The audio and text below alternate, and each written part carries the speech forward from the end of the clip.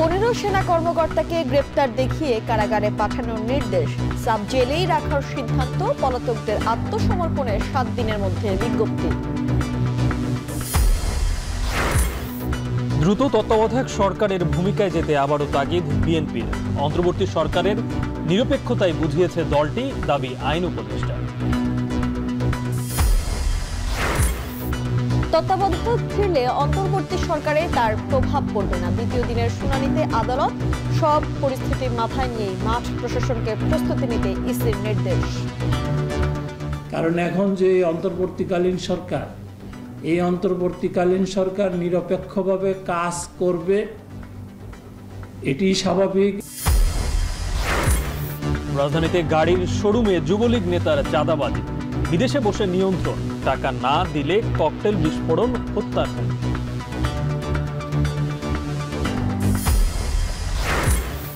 এবং মৃত্যুফাঁদে পরিণত ঢাকা চট্টগ্রাম মহাসড়ক, 9 মাসে 450-র বেশি দুর্ঘটনায় প্রাণ গেছে 284 জনের। চালকদের প্রশিক্ষণ না থাকায় কারণ বলছেন সড়ক উপদেষ্টা।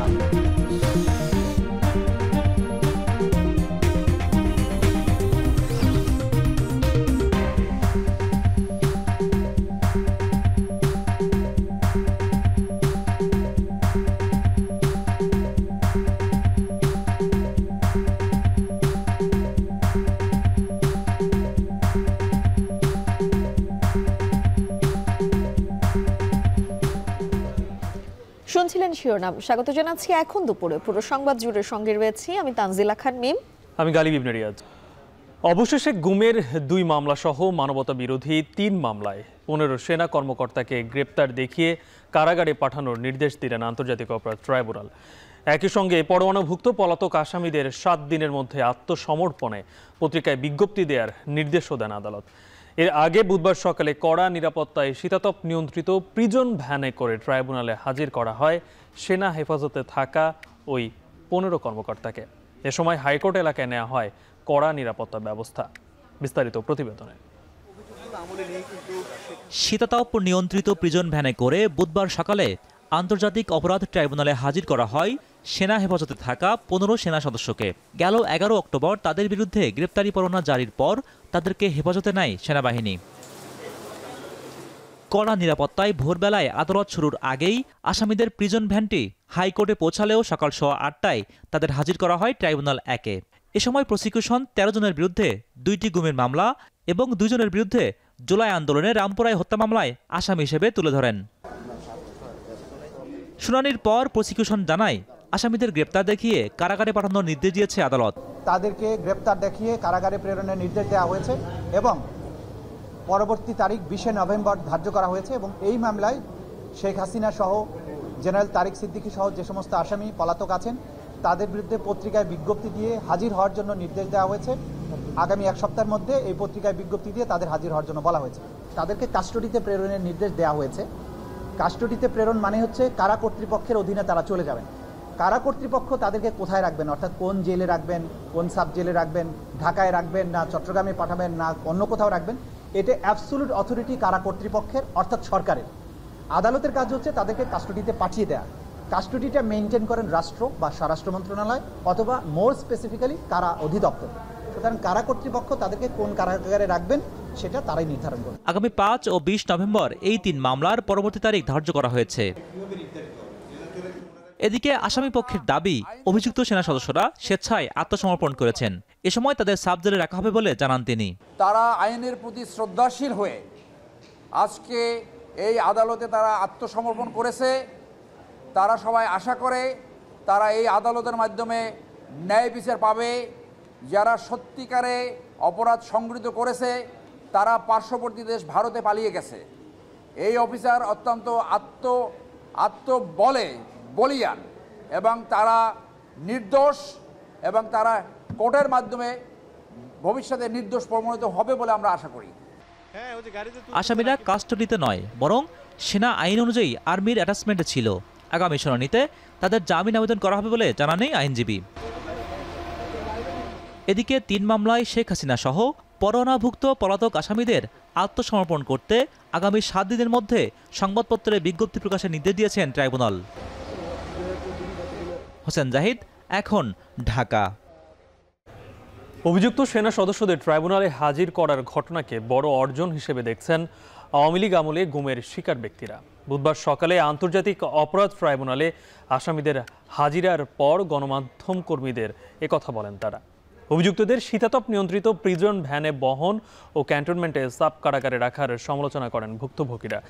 একসময় আনাঘরে বন্দি ব্রিগেডিয়ার আজমি বলেন, যারা অপরাধ করেছেন তাদের জন্য সেনাবাহিনীকে দোষারোপ করলে চলবে না।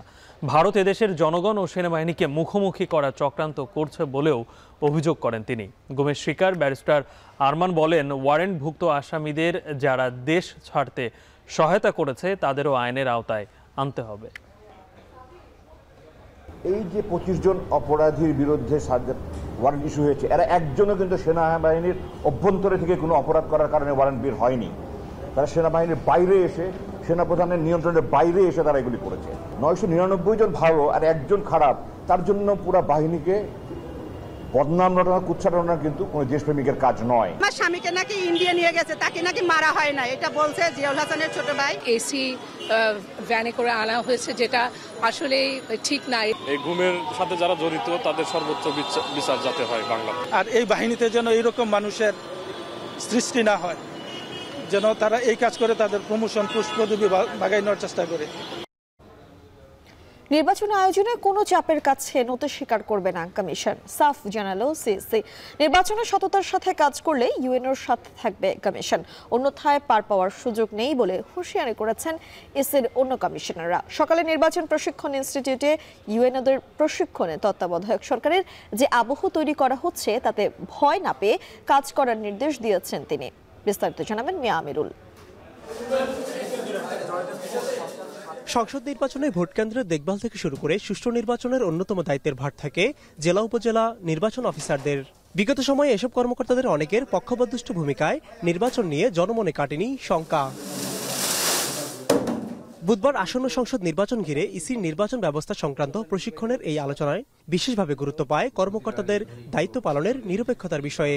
এ সময় নির্বাচনের সততার সাথে কাজ করলেই ইউএনওদের সাথে রয়েছে ইসি, অন্যথায় পার পাওয়ার সুযোগ নেই বলে হুঁশিয়ারি করেন নির্বাচন কমিশনার আনোয়ারুল ইসলাম সরকার। একই সাথে আইন অনুযায়ী রাজনৈতিক দল ও প্রার্থীর আচরণবিধি মাঠ পর্যায়ে বাস্তবায়ন জরুরি বলে মত দেন আরেক নির্বাচন কমিশনার। আপনারা কিন্তু একটা ওয়ান অফ দি কি players to ensure that the environment remains conducive এবং নির্বাচন মাঠে যারা আছেন তারা যেন তাদের আচরণবিধি মেনে চলেন এবং থ্রেশহোল্ডের উপরে না যান। সরকারি কর্মকর্তা কর্মচারীদের মান সম্মান আমাদের যে বুলণ্ঠিত হয়েছে এতে কোনো সন্দেহ নাই, এর মধ্যে আমিও একজন। সুতরাং আমাদের যে সুযোগটি এসেছে এটি কাজে লাগাতে হবে। এই অন্তর্বর্তীকালীন সরকার নিরপেক্ষভাবে কাজ করবে, এটি স্বাভাবিক, এবং এই সময়ে আপনার সততা নিষ্ঠা দেখানোর সুযোগ। সুষ্ঠু নির্বাচন আয়োজনে কমিশনের দেয়ালে পিঠ ঠেকেছে উল্লেখ করে সব প্রতিকূলতা নিরসন করে গ্রহণযোগ্য নির্বাচন আয়োজনের প্রতিশ্রুতির কথা বলেন নির্বাচন কমিশনাররা। একটা ইফেক্টিভ ইলেকশনের জন্য যে ধরনের কাজ করা প্রয়োজন ফার্স্ট ক্লাস আপনি নেবেন, এই দায়িত্ব আপনি নিয়েছেন। খোদা না করুক এই ইলেকশনও যদি আমরা ভালো না করতে পারি, বিশ্বের কাছে, মানুষের কাছে জাতির হিসাবে আমরা অত্যন্ত নিন্দিত জাতি হিসেবে পরিণত হব। এ সময় নির্বাচন আয়োজনে কোনো চাপের কাছে নতি স্বীকার করবে না নির্বাচন কমিশন বলে স্পষ্ট করেন প্রধান নির্বাচন কমিশনার। ইউএনওদের সঠিকভাবে দায়িত্ব পালনে সতর্ক করেন তিনি। আমরা চাই সর্বস্তরে সবাই আমরা আইন মেনে চলব, আইনের প্রতি শ্রদ্ধাশীল থাকব এবং আইনকে এস্টাবলিশ করব। সবকিছু শেষ হওয়ার পরে তখন দেখবেন যে আর কেউ নাই, সবাই মারামারি করে ভোটের কেন্দ্র দখল করে, বাক্স দখল করে বাড়ি চলে গেছে, আর আপনি গিয়ে হাজির হলেন। সেটা যাতে না হয়, কোনো চাপের কাছে নতি স্বীকার করবেন না এবং সম্পূর্ণভাবে নিজের সিদ্ধান্তে, আইন অনুযায়ী সিদ্ধান্তে অটল থাকবেন। আমাদের পক্ষ থেকে আমরা সার্বিক সহযোগিতা দেব এবং নির্বাচন কমিশনও কিন্তু কারো কোনো অন্যায় চাপের কাছে নতি স্বীকার করবে না। ত্রয়োদশ জাতীয় সংসদ নির্বাচন সামনে রেখে নির্বাচন ব্যবস্থা সংক্রান্ত প্রশিক্ষণ চলমান রাখছে নির্বাচন কমিশন। নিরপেক্ষ নির্বাচন আয়োজনের করণীয় ঠিক করতে পর্যায়ক্রমে দেশব্যাপী ছড়িয়ে দিতে চায় কমিশন। মিয়া আমিরুল, এখন, ঢাকা। প্রধান উপদেষ্টার সাথে বৈঠকে বিএনপি তত্ত্বাবধায়ক সরকার চায়নি, বরং সরকারের নিরপেক্ষ ভূমিকা চেয়েছেন। দুপুরে সচিবালয়ের সাংবাদিকদের সাথে আলাপকালে একথা বলেন আইন উপদেষ্টা ডক্টর আসিফ নজরুল। তিনি আরও বলেন, নির্বাচন নিয়ে কোনো সংশয় নেই, রাজনৈতিক দলগুলোর বক্তব্য বিবৃতির কারণে কিছু বিভ্রান্তি তৈরি হচ্ছে। তো বিএনপি তত্ত্বাবধায়ক সরকার চাই এটা বলে নাই, বলেছে ইন্টারিম সরকারকে তত্ত্বাবধায়ক সরকারের মতো রোল পালন করবে। এটা বলতে তত্ত্বাবধায়ক সরকার আমাদেরকে একটা নিরপেক্ষ ভূমিকা চেয়েছে, ওটা তাদেরকে অ্যাসিওর করা হয়। ইন্টারন্যাশনাল ক্রিমিনাল কোর্টে যে বিচার প্রক্রিয়ার প্রতি শ্রদ্ধাবোধ দেখিয়ে সেনা সদস্যরা যেভাবে ওনারা এসেছেন বা যেভাবে ওনাদের নিয়ে আসা হয়েছে, এখানে আপনার সেনা প্রশাসন বা সেনাবাহিনীর ঊর্ধ্বতন কর্মকর্তারা, সেনাবাহিনী প্রধান, ওনারা যেভাবে সহযোগিতা করেছেন এটা অত্যন্ত প্রশংসার দাবিদার। তত্ত্বাবধায়ক সরকার বাতিলের রায়ের বিরুদ্ধে পুনরায় আপিলের ওপর সুপ্রিম কোর্টের আপিল বিভাগে দ্বিতীয় দিনের শুনানি হয়েছে। এ নিয়ে আরও জানাতে যুক্ত হচ্ছেন তৌহিদুল তারেক। তারেক, একটু জানাবেন শুনানি নিয়ে ব্রিফিংয়ে কি জানিয়েছেন আইনজীবীরা?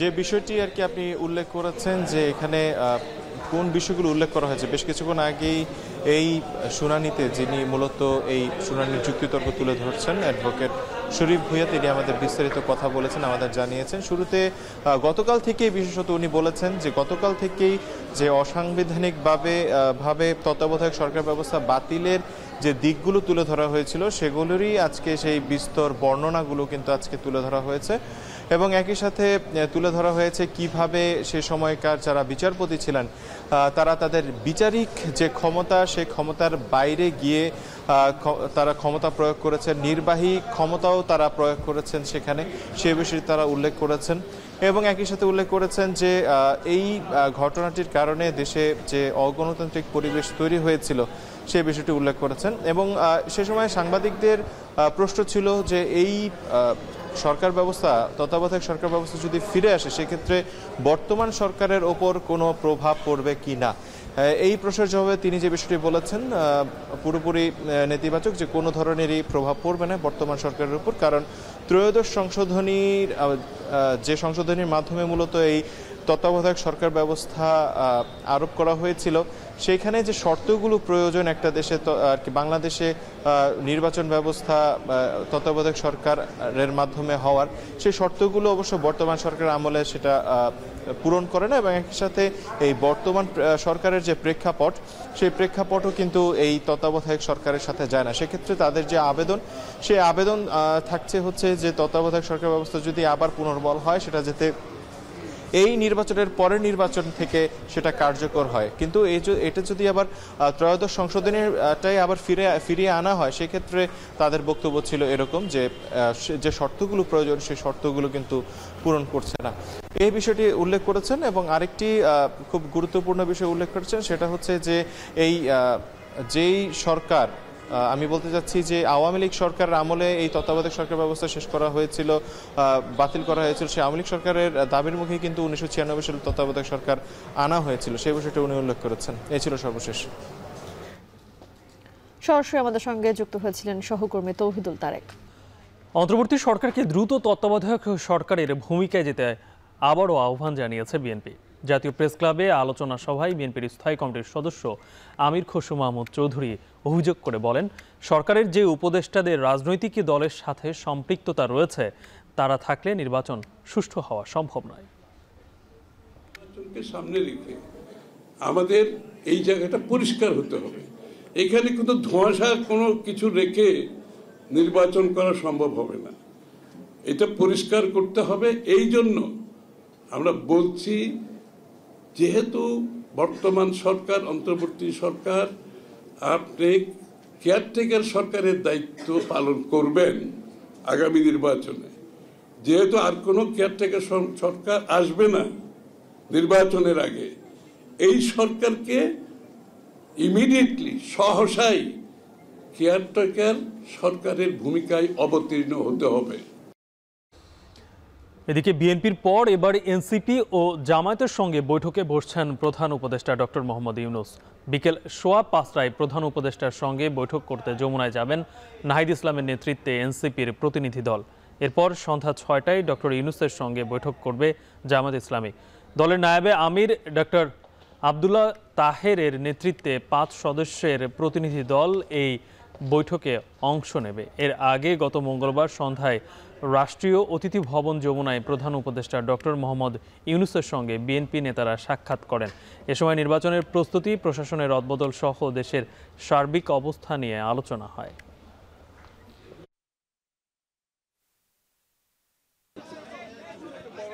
রাজধানীতে রিকন্ডিশন গাড়ির শোরুমে বিদেশে বসেই চাঁদাবাজির কলকাঠি নাড়ছে পলাতক যুবলীগ নেতা। চাঁদা দিতে অস্বীকৃতি জানালেই ককটেল বিস্ফোরণের মতো ঘটনার শিকার হতে হচ্ছে কোটি টাকার ব্যবসা প্রতিষ্ঠানকে। ব্যবসায়ীরা বলছেন, প্রশাসনের গাফিলতিতে এমনটা সম্ভব হচ্ছে। ছড়িয়ে পড়ছে রাজধানীর বিভিন্ন প্রান্তে। রাজীব শেখের ক্যামেরায় আরও জানাবেন শাহরিয়ার জামান পুলক।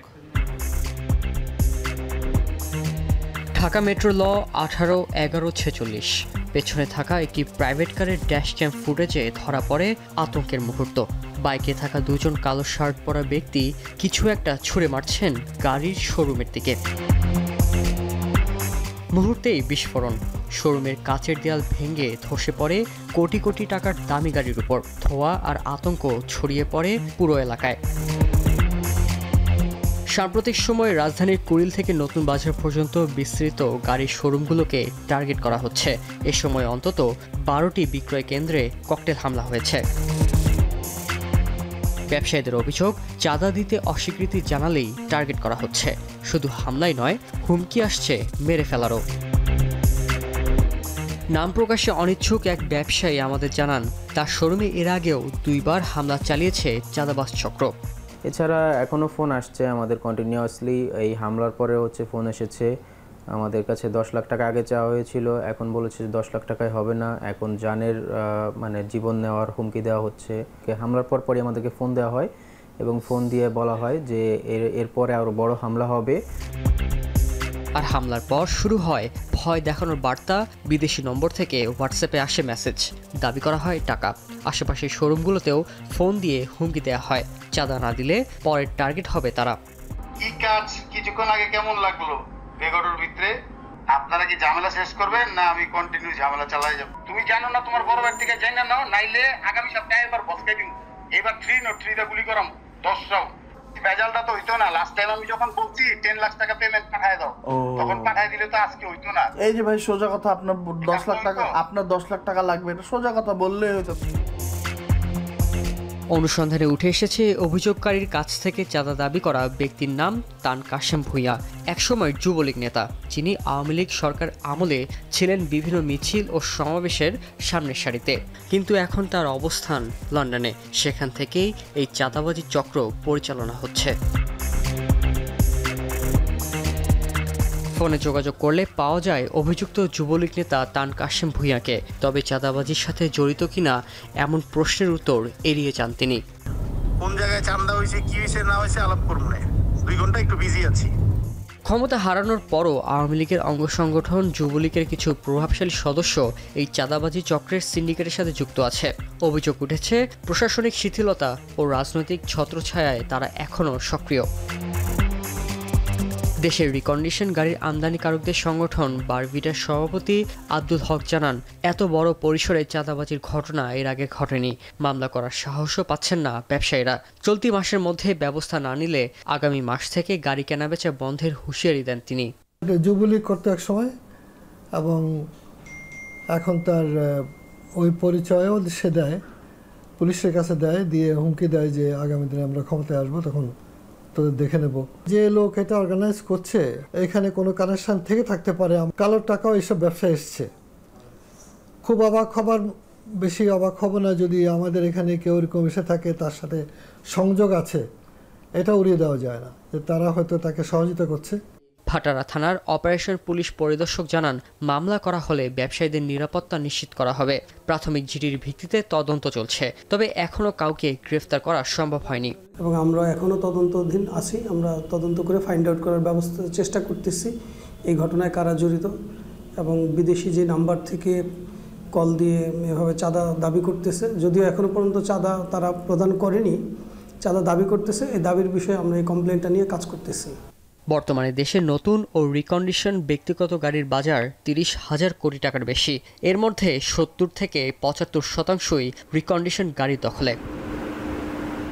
একদিকে আতঙ্ক, রাতে শোরুমের সামনে ককটেল বিস্ফোরণ, অপরদিকে প্রশাসনিক কার্যক্রম এখনও কাগজে কলমে আটকা। গাড়ি ব্যবসায়ীরা বলছেন, তাদের ভিতর থেকে যদি এই ভয় না দূর হয় তবে শুধু গাড়ি ব্যবসায়ী বন্ধ হবে না, বন্ধ হয়ে যাবে দেশের সবচেয়ে বড় রাজস্বের চাকাও। তারা দাবি করছেন, এই চাঁদাবাজরা যে রাজনৈতিক দলেরই হোক না কেন, তাদের যদি অবিলম্বে গ্রেফতার না করা হয় তাহলে আগামী মাস থেকে টোটাল শাটডাউন কর্মসূচিতে যাবেন তারা। শাহরিয়ার সামান পুলক, এখন ঢাকা। সড়ক মহাসড়কে ঘুরছে চাকা, যে চাকা সচল রাখে দেশের অর্থনীতি ও যোগাযোগের প্রাণপ্রবাহ, অথচ সেই চাকাই কেড়ে নিচ্ছে অগণিত প্রাণ। গেল 9 মাসে কেবল ঢাকা চট্টগ্রাম মহাসড়কে 465 দুর্ঘটনায় প্রাণ গেছে 284 জনের, আহত হয়েছেন 509 জন। 84টি অপরিকল্পিত ইউটার্ন বেশিরভাগই পরিণত হয়েছে মৃত্যু ফাঁদে। মাসুদ আলমের প্রতিবেদন, ক্যামেরায় ছিলেন ফোরকান আহমেদ। গেল 22 আগস্ট কুমিল্লার পদুয়ার বাজার বিশ্ব রোডের ইউটার্নে কন্টেনারের নিচে চাপা পড়ে নিহত হয় এক পরিবারের 4 জন, যাতে নিঃস্ব হয় পরিবার। দুর্ঘটনার পর চালক আটক হলেও স্বজনদের আকুতি, আর কোনো পরিবারে যেন এমন কালো ছায়া নেমে না আসে। ভাই হারাইছি, বাতিজা হারাইছি, বাবি হারাইছি, সবাই তো হারাইলাম। বংশ পুরো ফ্যামিলিটাই শেষ, পুরো ফ্যামিলিটা শেষ হয়ে গেছে। এইভাবে জানি ভবিষ্যতে জানি এইভাবে কোনো আর কোনো কেউ ছেলে না হারাক, কেউ ভাই না হারাক। যে দুর্ঘটনাগুলো ঘটছে অহরহ আমাদের, আমরাও তো যদিও সমাজসেবক, কিন্তু পরিবহনটা তো আমাদের হাতে না। এই নিরাপত্তা যেন সরকার একটু কড়াকড়িভাবে নেয়, এটা আমার একটা জোর দাবি। আলোচিত এই দুর্ঘটনা ছাড়াও হাইওয়ে পুলিশ কুমিল্লা রিজিয়নের তথ্য মতে গেল 9 মাসে শুধুমাত্র ঢাকা চট্টগ্রাম মহাসড়কেই 465টি দুর্ঘটনা ঘটেছে, যাতে প্রাণ গেছে 284 জনের, আহত হয়েছেন 509 জন, আর পঙ্গুত্ব বরণ করেছেন বহু চালক ও যাত্রী। আর পুরো রিজিয়নে 842 দুর্ঘটনায় প্রাণ হারিয়েছেন 525 জন। দেশের অর্থনীতির লাইফলাইন ঢাকা চট্টগ্রাম মহাসড়কে প্রতিদিন হাজারো ট্রাক, কাভার্ড ভ্যান, লরি ছুটে চলে বন্দর থেকে রাজধানীতে। 2 লেন থেকে 15 বছর আগে মহাসড়কটি 4 লেনে উন্নীত হলেও বাড়েনি নিরাপত্তা। কয়েকগুণ বেড়েছে যানবাহনের চাপ, যাতে প্রতিনিয়ত বাড়ছে যানজট ও দুর্ঘটনা। কুমিল্লার 104 কিলোমিটার অংশে রয়েছে 84টি ইউটার্ন। সড়ক বিভাগের অপরিকল্পিত এসব ইউটার্নের বেশিরভাগ এখন পরিণত হয়েছে মৃত্যু ফাঁদে, যার জন্য দায়ী করা হচ্ছে উল্টো পথে যান ও নিষিদ্ধ 3 হুইলারের দৌরাত্ম্যকে। এদিকে নিরাপদে সড়ক পারাপারের জন্য 55টি ফুটওভার ব্রিজ থাকলেও বেশিরভাগই ব্যবহারহীন। সড়কের বিভিন্ন অংশ দিয়েই প্রতিদিন পারাপার হচ্ছেন চলাচলকারীরা। এছাড়া যানবাহনের বেপরোয়া গতি, নিদ্রা চোখে গাড়ি চালানো, ফিটনেসবিহীন পরিবহন ও সংশ্লিষ্ট প্রশাসনের দুর্বল নজরদারিতে অনিরাপদ হয়ে উঠছে সড়ক। সরকারের যে নির্দেশনা আছে বা ফুটওভারগুলো দিয়েছে, এগুলা যদি আমরা যাতায়াত করতাম তাহলে দুর্ঘটনা হতো না। আমার তো ওভারব্রিজে উঠতে কষ্ট হয়, এই জন্য উঠতে পারতেছি না। তো দুর্ঘটনা যদি মারা যান তাহলে দায় দিব কাকে? আল্লাহ রাতে। নিরাপদ সড়কের জন্য সরকার পর্যাপ্ত ব্যবস্থা গ্রহণ করছে, এখন করার পরে জনসচেতনতার অভাব। এখানে উল্টা অটো, সিএনজি হইতে আরম্ভ করে সব গাড়ি উল্টা পাল্টা যায়। আমরা তো পেটে দেয় পুলিশের ভয়ে মানে ফাঁকে ফাঁকে চালাই আর কি। এই উঠান ঘুরতে হলে মনে করেন মিনিমাম 2 কিলোমিটার ঘুরে লাগবে। বেশিরভাগ গাড়ি, শুধু আমি না, বেশিরভাগ গাড়ি মনে করেন সিএনজি, অটো রিক্সা সবাই দিক দিয়ে রং সাইডে ঢুকে যায়। আমরা প্রতিনিয়ত এখানে মানুষের প্রাণ যাচ্ছে, প্রতিনিয়ত এখানে কেউ না কেউ দুর্ঘটনার শিকার হচ্ছে। এই দুর্ঘটনা থেকে বাঁচানোর জন্য সরকার পরিকল্পনা গ্রহণ করেছে, একটা ইউলুপ করবে এবং 3টা আন্ডারপাস করবে। নানাবিধ প্রশাসনিক এবং আমলাতান্ত্রিক জটিলতার কারণে ইউলুপের কাজগুলো আর হচ্ছে না এবং আন্ডারপাসের কাজও থেমে গেছে। হাইওয়ে পুলিশ বলছে অসচেতনতা, উল্টো পথে গাড়ি চলাচল, 3 চাকার যান এবং ত্রুটিপূর্ণ সড়ক ব্যবস্থাপনাই দুর্ঘটনার মূল কারণ। আইন প্রয়োগ করেও অনিয়ম ঠেকানো যাচ্ছে না বলছেন তারা। পার্টিকুলার একটা দিবস নিরাপদ হবে ঠিক আছে, বাট আমরা চাই প্রত্যেকটা মিনিট, প্রত্যেকটা সেকেন্ড নিরাপদ থাক। সড়ক অবকাঠামো সড়ক দুর্ঘটনার অনেকগুলো কারণের মধ্যে একটি কারণ, অবশ্যই এটা অন্যতম কারণ। তো আমরা আরও যে 10-12টা কারণে সড়ক দুর্ঘটনা ঘটে থাকে, আমাদের প্রত্যেকটা জায়গাকে অ্যাড্রেস করতে হবে। রুটস অ্যান্ড হাইওয়ে তাদের অবকাঠামোগত যেই চেঞ্জ সেগুলো করার জন্য, যেমন গত সপ্তাহে মিটিং ছিল, ওইখানেও আলোচনা হয়েছে, তারা সাধ্যমতো তারা চেষ্টা করে যাচ্ছে। বিআরটিএ বলছে সড়ক নিরাপত্তা বাড়াতে প্রতিনিয়ত মোবাইল কোর্ট পরিচালনা করা হচ্ছে। এছাড়া গেল 1 বছরে 567 মামলার পাশাপাশি আদায় করা হয়েছে 1,35,00,000 টাকা জরিমানা। মোবাইল কোর্ট তো প্রতিনিয়ত প্রতি মাসে মোবাইল কোর্ট হয় আমাদের, এবং ফিটনেসবিহীন গাড়ির বিরুদ্ধে মোবাইল কোর্ট হয়। রেভিনিউ আদায়ের পাশাপাশি যে আমরা কার্যক্রম গ্রহণ করছি, যে প্রশিক্ষিত চালক তৈরি করার ক্ষেত্রে আমরা নবায়নের সময় যে একটা পুরো দিন প্রশিক্ষণ দিয়ে থাকি তাদের, এই প্রশিক্ষণটা দিয়ে কিন্তু যারা যারা প্রশিক্ষণ গ্রহণ করছে আমার মনে হয় তারা মোটিভেশন হচ্ছে। প্রত্যেকটি স্কুলে সড়ক নিরাপত্তার জন্য মাদ্রাসা, স্কুল, প্রত্যেকটা জেলায় 5টি করে স্কুল নির্ধারণ করা হয়েছে, যে প্রত্যেক স্কুলে আমরা যাব, যে সড়ক নিরাপত্তার বিষয়টি তুলে ধরব।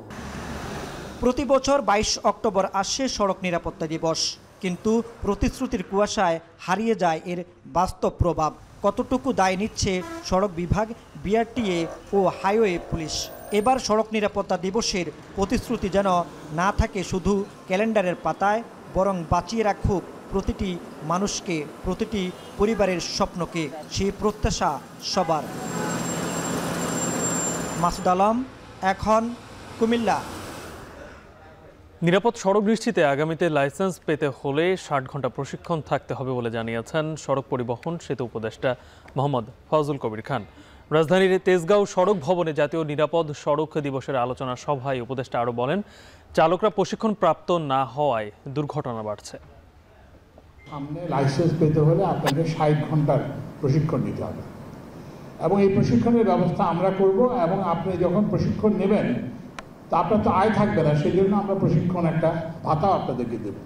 যেসব সড়কে যে নির্মাণ কাজ চলতেছে এবং যাত্রীদের ভোগান্তি হচ্ছে, সেই সব এলাকায় আমরা 10,000 হেলমেট দেব, এবং আজকে প্রতিনিধিত্বমূলকভাবে কয়েকজনকে হেলমেট দেওয়া হবে।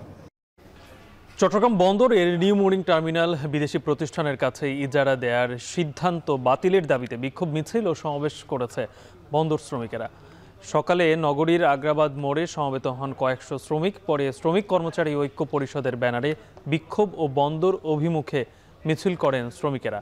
এক পর্যায়ে মিছিলটি পুলিশি বাধার মুখে পরে সেখানে সংক্ষিপ্ত সমাবেশ করেন বিক্ষুব্ধরা।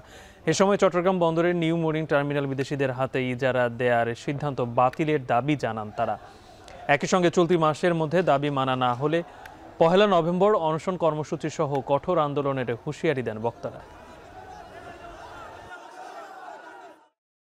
বন্দর কেন্দ্রে কোনো প্রকার কোনো মিছিল, মিটিং, র্যালি কিছুই করা যাবে না।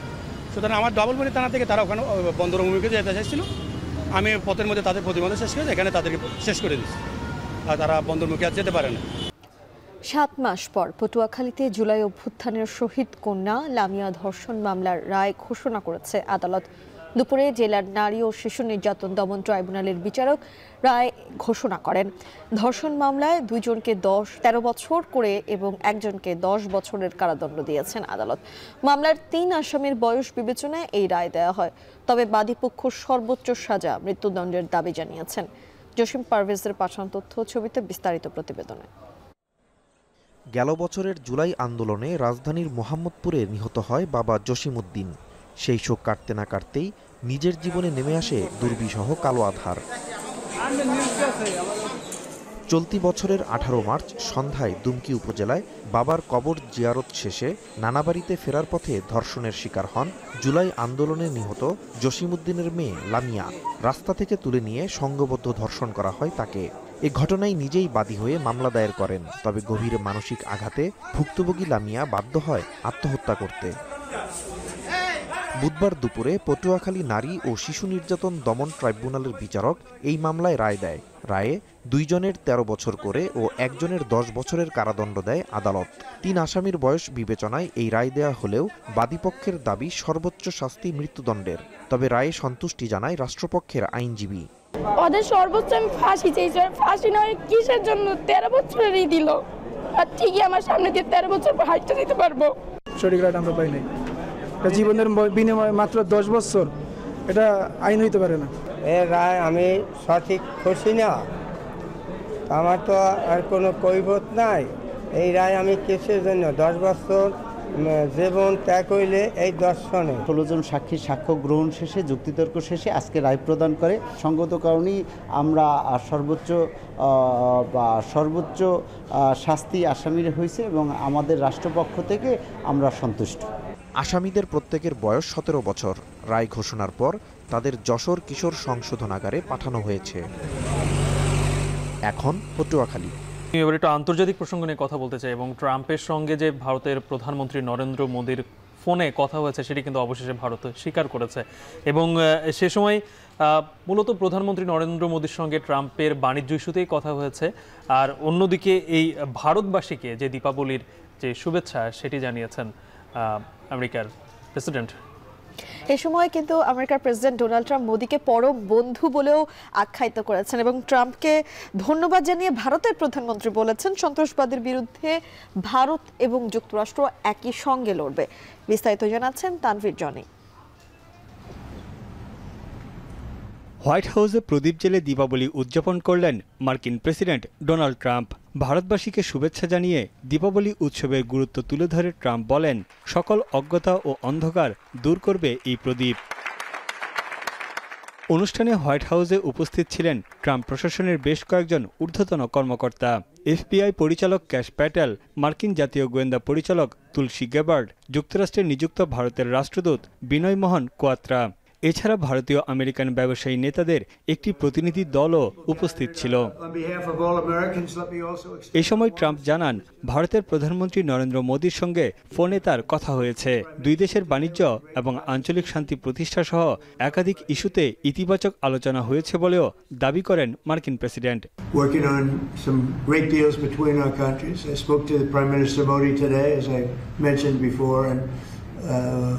We just have a very good relationship.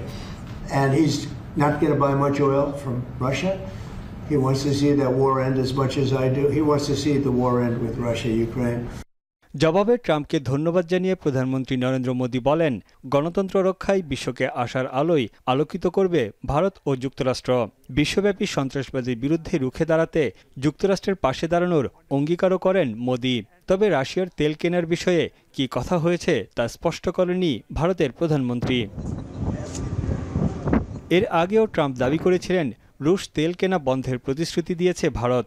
যদিও ট্রাম্পের এমন দাবি প্রত্যাখ্যান করে নয়াদিল্লি জানায়, এ বিষয়ে মোদির সঙ্গে কোনো কথা হয়নি মার্কিন প্রেসিডেন্টের। ভারতীয় গ্রাহকদের স্বার্থ রক্ষা করে জ্বালানি তেল সরবরাহ অব্যাহত রাখতে চাই নয়াদিল্লি।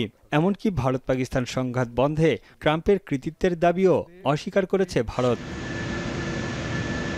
সমুদ্রপথে রাশিয়ার অপরিশোধিত তেল রপ্তানির শীর্ষ দুই ক্রেতা ভারত ও চীন। এর জেরে 1 নভেম্বর থেকে চীনের উপর 155% শুল্ক আরোপের হুমকি দিয়েছেন ট্রাম্প। তবে চীনের সঙ্গে আলোচনা অব্যাহত রাখার ইঙ্গিত দেন মার্কিন প্রেসিডেন্ট। তানভীর জনি, এখন বিশ্ব। শেষ করছি এখন দুপুর। তার আগে শিরোনামগুলো জানাবো আরেকবার। 15 সেনা কর্মকর্তাকে গ্রেপ্তার দেখিয়ে কারাগারে পাঠানোর নির্দেশ, সাব জেলেই রাখার সিদ্ধান্ত। পলাতকদের আত্মসমর্পণে 7 দিনের মধ্যে বিজ্ঞপ্তি। দ্রুত তত্ত্বাবধায়ক সরকারের ভূমিকায় যেতে আবারও তাগিদ বিএনপির। অন্তর্বর্তী সরকারের নিরপেক্ষতায় বুঝিয়েছে দলটি, দাবি আইন উপদেষ্টা। তত্ত্বাবধায়ক ফিরলে অন্তর্বর্তী সরকারে তার প্রভাব পড়বে না। দ্বিতীয় দিনের শুনানিতে আদালত সব পরিস্থিতি মাথায় নিয়েই মাঠ প্রশাসনকে প্রস্তুতি নিতে ইসির নির্দেশনা। কারণ এখন যে অন্তর্বর্তীকালীন সরকার, এই অন্তর্বর্তীকালীন সরকার নিরপেক্ষভাবে কাজ করবে, এটি স্বাভাবিক। রাজধানীতে গাড়ির শোরুমে যুবলীগ নেতারা চাঁদাবাজি, বিদেশে বসে নিয়ন্ত্রণ, টাকা না দিলে ককটেল বিস্ফোরণ, হত্যার হুমকি।